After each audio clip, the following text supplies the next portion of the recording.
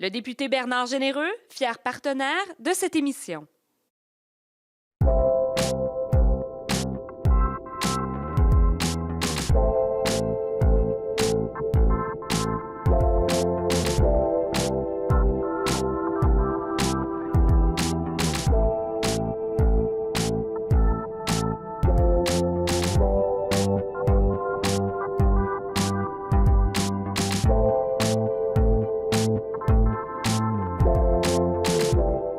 Alors, bonjour tout le monde, bienvenue à Vie publique. Cette semaine, on va faire un tour dans le monde municipal de la Pocatière avec le maire qu'on connaît bien. Bonjour, M. Hudon. Bonjour. Faut dire, je vous connais quand même Oui, assez bien. Un peu beaucoup. Alors, bon, évidemment, la Pocatière, c'est quand même une des bonnes villes là, du Kamouraska. Il se passe évidemment beaucoup de choses. Ce qui a mobilisé beaucoup l'attention, malheureusement, dans les dernières semaines, c'est tout le dossier de Bombardier. Donc, on ne peut pas faire à semblant que ça n'existe pas. Quoique là, les nouvelles semblent quand même aller du côté de la stabilité. Qu'est-ce que... Ça veut dire quoi, ça, quand il arrive? Parce que vous avez peu de contrôle, dans le fond, sur ce que vous pouvez faire sur une entreprise comme celle-là. On a beau faire des représentations, là, c'est des ligues qui sont un peu hors de notre portée. Ça veut dire quoi comme stress pour vous? Et que j'aime ça, là, ce que tu viens de mentionner. On n'a pas de contrôle dessus. Je veux dire, mais on est les premiers, les plus accessibles. Je veux dire, quand il arrive une nouvelle comme ça avec Bombardier, que ce soit, peu importe le contrat, tout le monde débarque à la Pocatière, puis s'informe. Et oui, c'est à la Pocatière, mais ça couvre toute la région, que ce soit le Kamouraska, l'Îlet, même Rivière-du-Loup. Il y a des gens qui travaillent à la Pocatière, mais qui viennent de partout. Donc, ça a une incidence sur un grand territoire. C'est une entreprise qui a toujours marqué la Pocatière. Il y a déjà eu 1 millier d'employés. Maintenant, c'est à peu près 400. Mais l'autre élément qui est intéressant là-dedans, puis oui, c'est stressant parce que je sais pas trop. J'essaie de répondre du mieux de mes connaissances, mais j'ai pas toutes les réponses. C'est pas nous autres qui étaient avec les patrons, c'est pas nous autres qui étaient avec Alstom, qui étaient avec le gouvernement du Québec. On vous veut rassurant, bien au fond. Oui, sauf qu'à un moment donné, je pense que c'est la première des choses, c'est d'être rassurant parce que même si je ne suis pas en haut pour prendre des décisions, je connais la base, c'est pas péjoratif. Je connais des employés qui sont là depuis des années. J'ai connu des oncles qui ont travaillé de leur vie. J'ai des cousins qui ont travaillé là, d'autres personnes puis des amis. Donc, c'est sûr que du point de vue du cœur, ça peut brasser de temps en temps. Évidemment, vous avez vu toutes sortes de bagarres. Bombardier est encore là, va continuer d'être là, mais ça sera quand même plus Bombardier. Pour vous, là, comme Pocatois en tant que tel, l'important, c'est la survie, qu'on continue d'offrir du travail, les choses évoluent. Mais j'imagine que ça fait un petit pincement de savoir qu'un jour, on va l'enlever, la pancarte de Bombardier. Là. Probablement, on va enlever celle qui est sur l'usine, on n'enlèvera pas celle qui est sur le centre Bombardier. Ça, c'est une autre affaire, on a eu un petit débat là-dessus, sauf pas avec toi.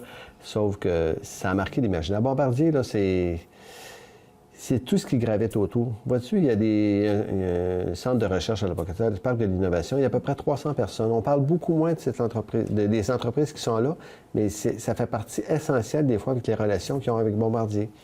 Mais qu'est-ce que tu veux, il faut passer comme ça. Bombardier, c'est extrêmement important. Oui, un petit pincement au cœur, parce que je te dis, moi, j'en ai vu passer du monde là. Sauf que l'important, c'est qu'il va y avoir au moins une pérennité. Okay. C'est pas une entreprise qui disparaît, c'est une entreprise qui se transforme. Elle est achetée par une autre, par Alstom. Puis ces gens-là, bien, on le sait que les employés, puis je me répète là-dessus, il y a un capital humain dans cette entreprise-là qui est excessivement important. Puis il y a un transfert de connaissances. Actuellement, Bombardier, quand même, il faut leur donner ça. On a mis sur place un comité qui existe.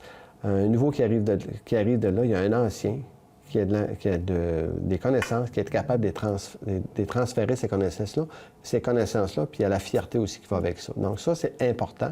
Il faut dire merci à Bombardier. Là, des fois, les gens sont péjoratifs. Bombardier s'en vont, ils ont pris de l'argent.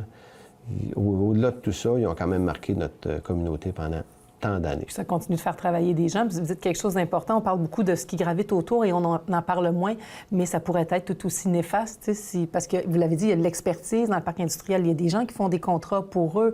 Fait que c'est pas juste de sauver Bombardier, mais c'est de s'assurer que cette expertise-là qu'on a développée dans toute la Pocatière, dans le fond, puisse être reconnue avec cette nouvelle entité-là qui va prendre le contrôle d'ici 1 an, parce qu'on sait que ça se fera pas dans les semaines qui suivent. Là. Non, effectivement, parce que là, il y a quand même des négociations. Il reste encore le gros bout qui reste à faire. On va des autorisations des marchés financiers à Bruxelles. Je pense que ça devrait quand même bien aller. C'est pas le même contexte que dans le temps où il y avait eu un autre regroupement qui se faisait avec Alstom et d'autres compagnies en Europe. Je pense que ça va aller beaucoup mieux. La plupart des spécialistes le disent, ça devrait bien aller. Mais entre-temps, les employés se doivent de continuer leur très bon travail. Il y a une entreprise comme Alstom, quand ils viennent ici, puis qui voient la grandeur de cette entreprise, ils n'ont peut-être d'autres plus grandes par chez eux en Europe ou ailleurs aux États-Unis. Mais les employés faisaient des trains du début à la fin à une époque. Donc, le bâtiment est là. Ils n'ont pas besoin d'en construire un autre. Ils ont juste probablement implanté la philosophie des gens d'Alstom à l'Apocatière, mais je pense que peut-être que les gens de l'Apocatière vont peut-être pouvoir leur montrer d'une certaine façon. Donc, moi, j'ai bien confiance. C'est le temps de passer à une autre étape. Mais jamais je vais renier tout ce que Bombardier ont fait. Je ne parle pas des hauts dirigeants et autres, non, je parle de ceux qui sont sur le plancher. Parce qu'une entreprise, c'est aussi tous les ouvriers. C'est surtout ça. Et quand je mentionnais tantôt le parc industriel, quand on a un CCTT de 50 employés qui sont là, puis il y a d'autres petites entreprises qui ont souvent des sous-contrats avec Bombardier, c'est important. Prelco, là, à Rivière-du-Loup, il y avait des contrats avec Bombardier ici. Il y en avait à Lillet aussi, il y en avait partout. Ça, on a tendance à l'oublier, mais il était là. Donc, c'est ce qu'on appelle une grappe industrielle.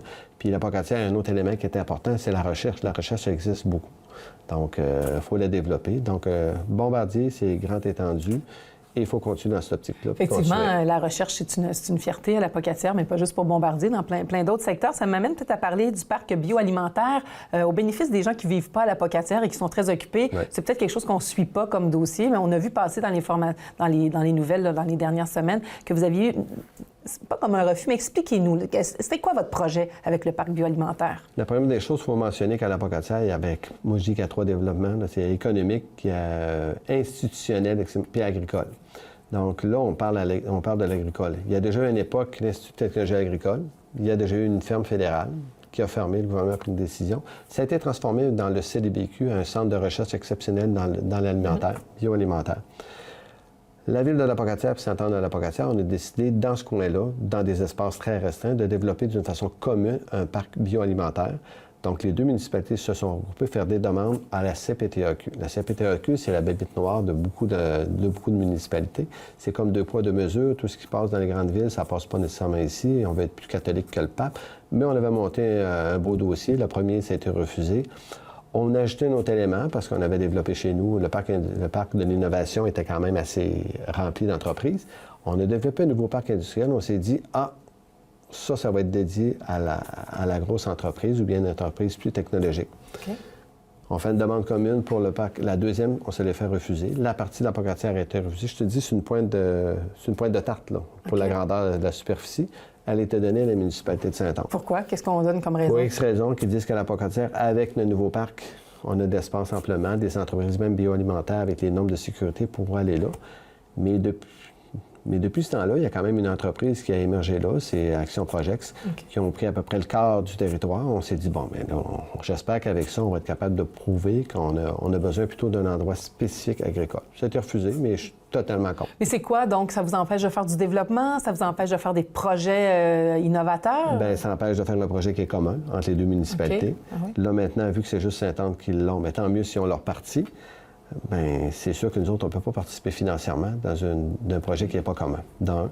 Puis l'autre élément... Ça enlève des sous, là. Ça enlève des sous aussi. C'est sûr que nous autres, on ne reniera pas. Si quelqu'un décide d'aller s'installer à l'Apocatière puis il va faire du bioalimentaire, il va pouvoir aller dans de nouveaux parcs. Sauf que je pense que ça aurait été optimal d'avoir un projet commun. Puis en même temps, ça aurait probablement aidé le CDBQ qui ont fait un très beau projet actuellement. Puis le but, il ne faut pas l'oublier, c'est un incubateur.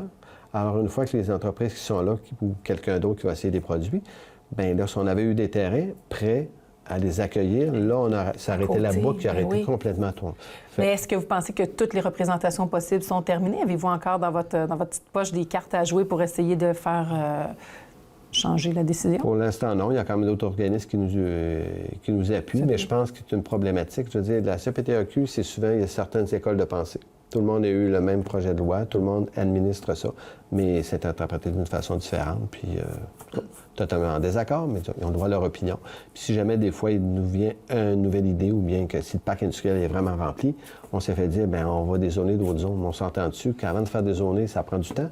Alors, ça aurait pu être fait actuellement, mais ça n'a pas été donné comme ça. C'est comme ça, on manque d'espace pour développer, là, éventuellement, c'est un peu la crainte. C'est 2 poids, 2 mesures. Je veux dire, quand on s'en va à Saint-Hyacinthe, à Laval, ailleurs, puis quand on voit que les meilleures terres agricoles du Québec ont été envahies par des parcs industriels, je veux dire, il y aura aurait pu faire un effort pour chez nous. Donc, On va changer de sujet. Le printemps va bientôt poindre là, à l'horizon. Puis j'aimerais ça qu'on parle du Boisé-Beaupré. C'est dans un tout autre ordre d'idée, mais c'est important pour la communauté. C'est des lieux de rassemblement où on peut marcher, où on peut faire des sports d'hiver. On peut déjà faire du ski de fond, de la marche, de la raquette dans le Boisé-Beaupré. Vous avez investi aussi pour le fat bike, qui est comme la nouvelle affaire du moment, là, qui est très, très populaire. On voit ça dans tous les carnavals d'hiver.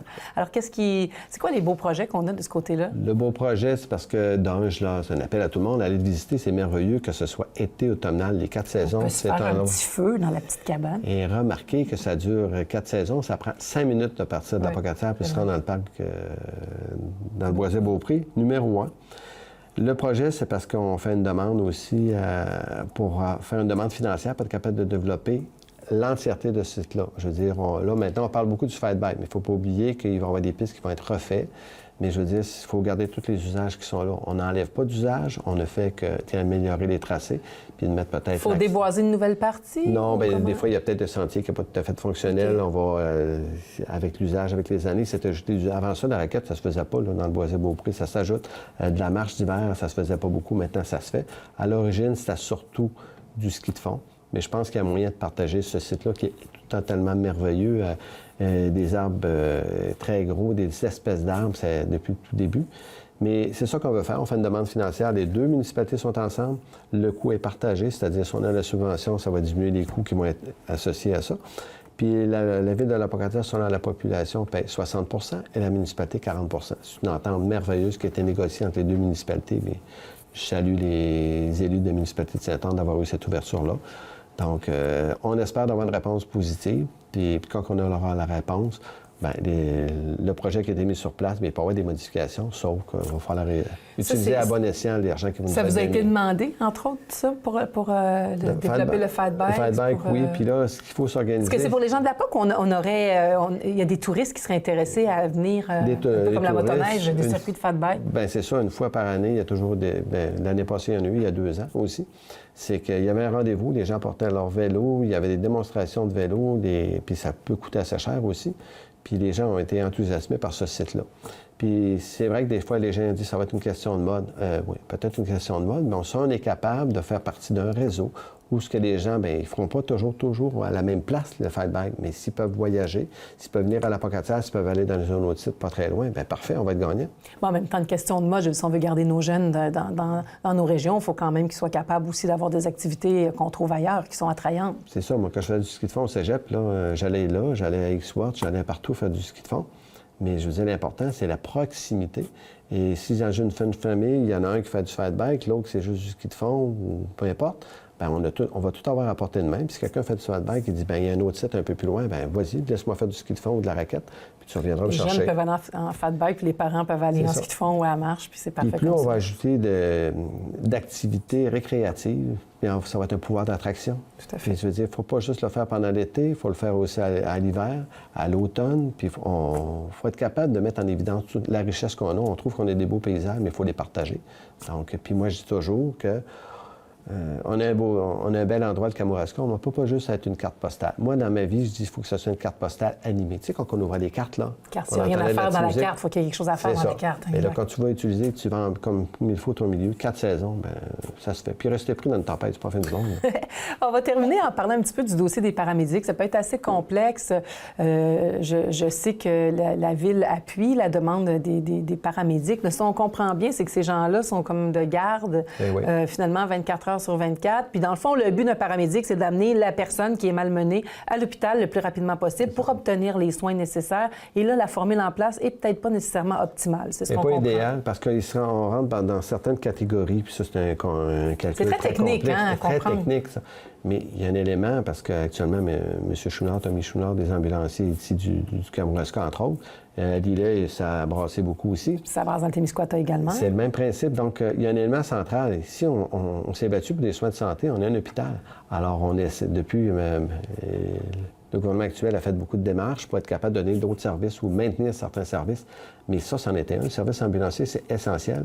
Puis de la façon qu'il propose, M. Chouinard, bien, je pense que c'est parfait. Puis nous autres, on a envoyé une lettre déjà avec le ministre Barrette. On a envoyé après ça à la ministre McCain. On a toujours la même réponse.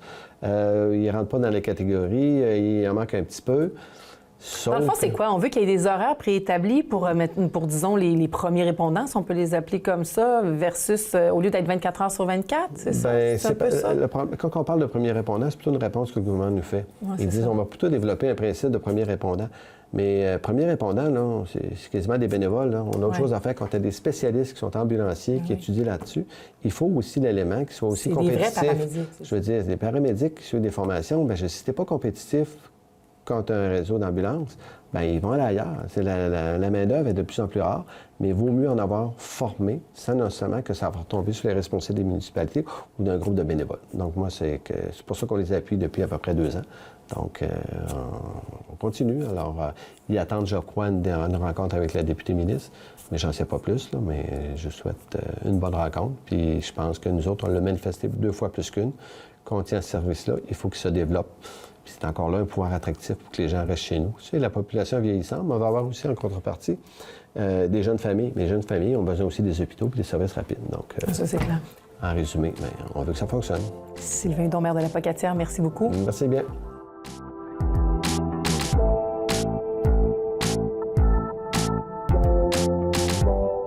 Alors, pour cette deuxième partie d'émission, on s'entretient avec Hélène Marquis, qui est directrice du Bureau de service Québec, Rivière-du-Loup, la Pocatière, Pointe-Pascal, point de service à Saint-Pascal. Bonjour, Mme Marquis, ça va bien? Oui, bonjour, Annie. Alors, depuis quelques jours déjà, on a annoncé, comme à chaque année, finalement, on consacre une partie de l'année à l'emploi au Kamouraska, au Bas-Saint-Laurent, en fait, au grand complet. Et là, on a changé ça cette année. Avant, on parlait de la semaine de l'emploi. Maintenant, on parle du Bas-Saint-Laurent en emploi pour l'action. Et Dieu sait, ça en prend de l'action pour l'emploi parce qu'il y a des grands besoins. Ce serait ma première question. Dressez-nous un portrait des besoins pour le Bas-Saint-Laurent, puis peut-être un petit peu plus pour le Kamouraska, si vous avez les chiffres. Bien, c'est sûr que les besoins, on le sent quand on rencontre les entreprises, hein, les besoins de main-d'œuvre. Je pense qu'il n'y en a pas d'entreprises qui n'ont pas de postes qui ont tout leur monde. Là. Il y en a dans chacune des entreprises. Selon nos données, chez nous, à notre ministère, là, on évalue qu'il y a environ 3 700 postes à combler par année d'ici les prochaines années pour l'ensemble du Bas-Saint-Laurent. Donc, annuellement, 3 700 postes. On a aussi des statistiques par rapport à notre placement en ligne. C'est le site Internet là, sur lequel nos postes sont affichés. Donc, le site est en croissance. Les demandes sont en augmentation. Plus de 2000 demandes, là, juste pour le Kamouraska chaque année. Là, du 1er avril au 31 décembre, donc on n'a pas une année complète. Là, pour le Kamouraska, on a 846 postes qui ont été affichés. On a eu 12 000 postes pour cette même période-là pour l'ensemble du Bas-Saint-Laurent. C'est une augmentation là, importante, là, d'une dizaine de pourcents comparé aux années passées. Et cette augmentation-là, on l'a vu d'année en année là, dans les dernières 3-4 années passées. Bon, vous parlez qu'il y a des postes dans toutes les entreprises. C'est vrai qu'il y en a, en tout cas, c'est pas dans toutes, c'est dans plusieurs. Sauf qu'il y en demeure pas moins qu'un comptable, un ingénieur. Tu sais, on en voit quand même un petit peu moins. Mais il y a vraiment des secteurs où là, il y a des réelles pénuries, où il y a plusieurs demandes. Est-ce que vous avez répertorié, là, disons quelqu'un qui écoute aujourd'hui puis qui dit « Ah, mais j'aimerais peut-être ça, faire un DEP », c'est sûr qu'il faut choisir quelque chose qu'on aime, mais la pénurie la plus criante, elle est dans quel secteur? Elle est en équation avec le nombre d'emplois, c'est-à-dire que on va parler du professionnel, donc au niveau secondaire, là, donc quelqu'un qui possède un diplôme d'études professionnelles, un DEP. Ce corps d'emploi-là, ces types d'emplois-là, c'est eux les plus présents sur notre territoire. Et c'est dans ces types-là également qu'il y en a plus qui sont en demande. Par contre... On peut penser à des journaliers, des manœuvres. Oui, puis machinistes, dessinateurs, cuisiniers, préposés aux bénéficiaires. Donc, c'est dans tous les secteurs. Hein? C'est pas seulement en vente également, il y a des besoins importants. Donc, c'est ce type d'emplois-là qui sont les plus importants.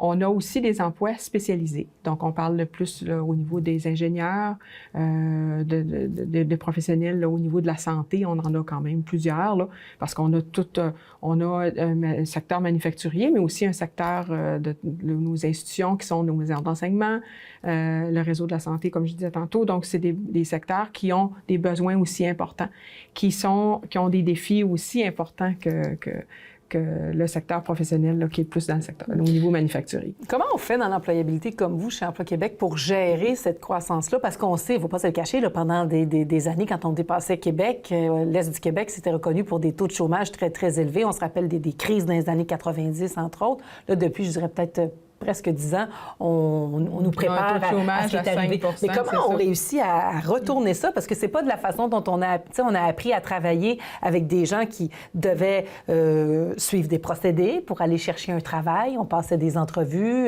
Il y avait plusieurs candidats, fallait être bon. Aujourd'hui, on est presque dans certains cas dans le contraire. Il y a plus qu'une recette.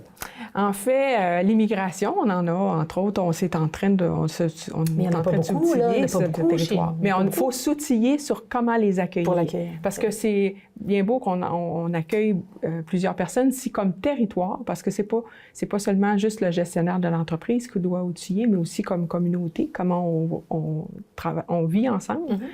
C'en est une stratégie au niveau de...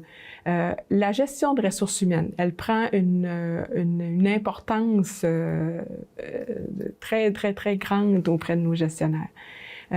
Comment on va travailler avec des gens qui ont plus de difficultés. Des fois, on aurait peut-être mis à pied cette personne-là. Là, on n'est pas dans ce contexte-là. On doit travailler avec des gens démobilisés, là, des fois. Donc, comment amener cette mobilisation-là? Comment développer les compétences chez nos gens?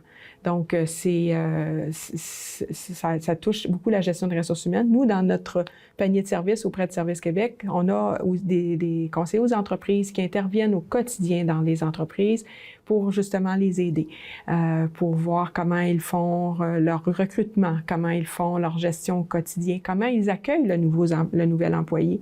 Parce que c'est bien beau qu'on attire des gens, mais il faut aussi les conserver.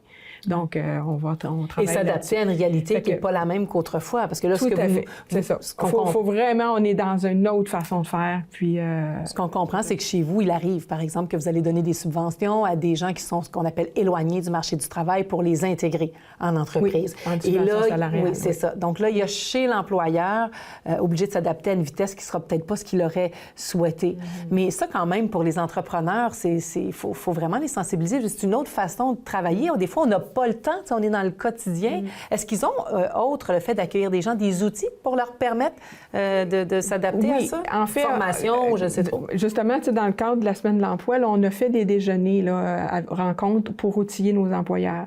On a des formations qu'on développe avec nos réseaux de l'enseignement pour outiller avec nos partenaires, entre autres avec la SADC, là, on a fait des formations où on regroupe les entreprises qui ont des besoins communs pour justement s'outiller sur la façon de gérer leur personnel, de faire leur recrutement, d'utiliser... Parce que je me souviens l'an passé d'avoir parlé à quelqu'un, en tout cas une entreprise, qui me disait maintenant, j'embauche plus selon que j'ai des contrats. J'attends d'avoir du monde pour voir si je peux accepter un contrat. C'est vraiment une autre réalité. Donc, pour revenir à la programmation, là, il va y avoir le Salon de l'emploi sous une forme un peu particulière cette année, une nouvelle tentative, mais il y a ces fameux déjeuners. Donc, parlez-nous un petit peu de tout ce qui s'en vient. Là. Oui. Il y en a un petit peu de fait, mais il reste des choses à venir. Oui. Donc, comme on disait tantôt, pour outiller nos gens, on s'adresse à deux publics, donc nos gestionnaires d'entreprise, puis on a également nos chercheurs d'emploi. Pour nos entreprises, on a des déjeuners qui ont lieu chacun des vendredis matins. Donc, on en a le 13 mars, le 20 mars et le 27 mars. 13 mars, on va parler justement de la formation des bilans des compétences, comment développer les compétences chez nos employés. On a quelqu'un là, de la commission scolaire là, qui va venir rencontrer les gens. Et parce que quand on a moins de gens, il faut que ceux qui soient en place soient très efficaces. Donc, on ne peut pas avoir des pertes de temps. On peut pas avoir... faut que la production soit au mieux. Hein? Donc, au niveau de la formation, là, on va en discuter. On va parler aussi de fidélisation.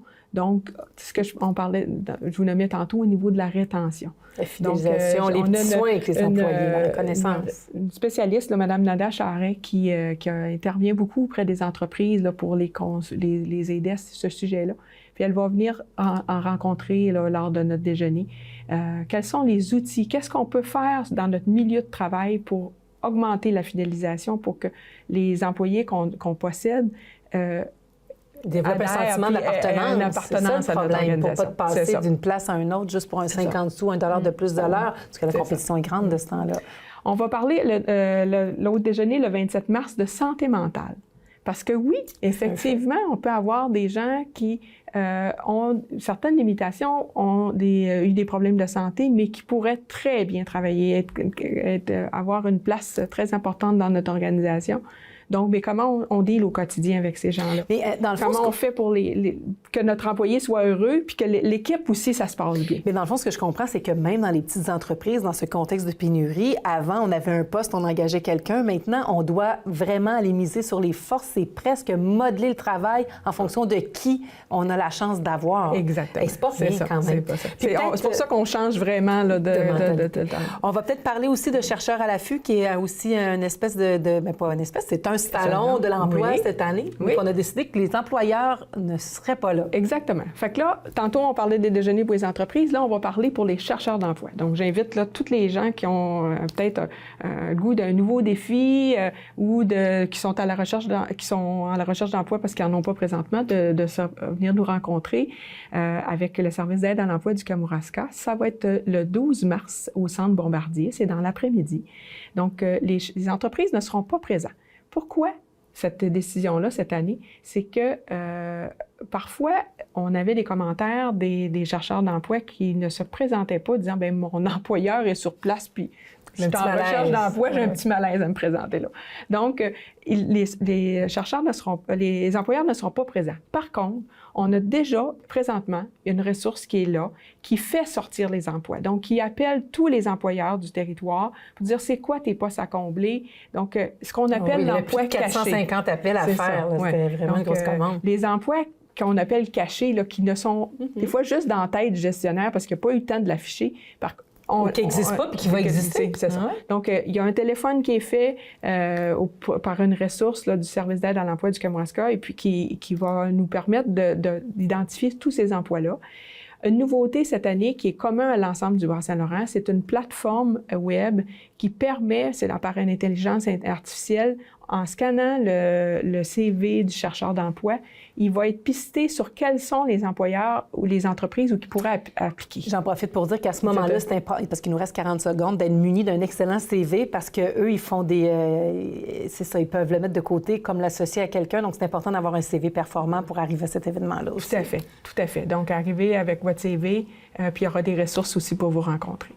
Donc, on peut peut-être préciser que j'ai lu aussi que dans ce salon-là, on allait aussi pouvoir passer des tests d'habileté sur Word, Excel. Donc, tu sais, des fois, quand les ressources arrivent, ils disent « Ah oui, je pense que je maîtrise ça, mais qu'on va pouvoir faire ça aussi. » Donc, vraiment, beaucoup de choses, beaucoup d'efforts qui sont mis pour aider les emplois. Pour les chercheurs d'emploi. Donc, rendez-vous le 12 mars. On n'a pas de raison. On va faire un tour. Merci beaucoup d'être venu. Parfait, merci. C'était un bon salon. Merci.